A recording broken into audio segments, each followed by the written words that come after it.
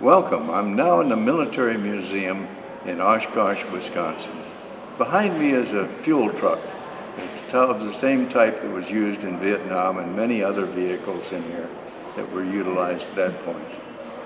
But getting back to my story, in October I was promoted to Assistant Manager of Flying, and I was in charge of checking people out and giving check rides. And at that time, a fellow I knew from back in the United States arrived, Bill. He was an excellent pilot and didn't take long to check him out in the Twin Beach. However, the DC-3 program was getting more time, so I allowed him to transfer into the DC-3 program. And occasionally I'd go flying with him and just to play with a new airplane, which was a lot of fun. One day I was supposed to go with him, but there was a scheduling problem, and I didn't.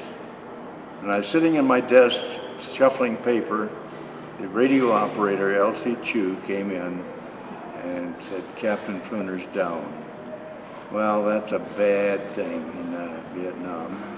But I went to the radio room, and one of our Twin Beaches that was down in the Delta was relaying for them on the ground. They had been scheduled to go down to a coastal town in the Delta area and deliver rice. But the weather was bad, and they had to scud run, as they say, stay under a low overcast. And as they went down a canal out of Can Tho, Viet Cong 50 caliber opened up on them and shot out the left engine. Bill took a round through his left leg and out through his right arm, but they had the bleeding under control. The co-pilot had put it down in a rice paddy successfully, and they were alive and coping quite well. We had an Air America chopper only about 20 minutes away. So got him on the line, and he diverted over to the crash site.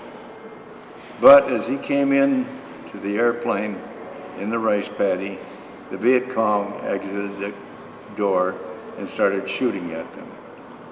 The co-pilot on the chopper took a round through his hand, and they left the area and went to Can Tho where he could get medical attention.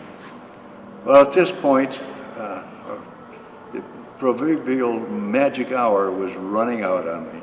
And normally, if the guy's down in the first hour and you can get him picked up, you got a successful deal. But this was not looking as good as I thought it would. Finally called gunships, and gunships came in and sprayed the area, but they reported seeing a guy in an Air America uniform being led off by the Viet Cong down a rice paddy. Ah, boy, I thought, well, this is going to be a POW situation. They landed by the DC-3 and got 2 bodies out of it. And they said they're both Oriental. Well, that would be the loadmaster, and the co-pilot was Chinese. The chopper came back into Saigon, shot down on the ramp. I went out to see who it was, and they unloaded 2 body bags. And yeah, they looked Oriental. Chubby face, which Bill had, receding hairline, and I knew it was Bill. There was going to be an awful lot of problems from here on out, notifying the family and taking the bodies to graves registration. And there's more to this story that I will tell at a later time of what the aftermath of this whole operation was. Thank you.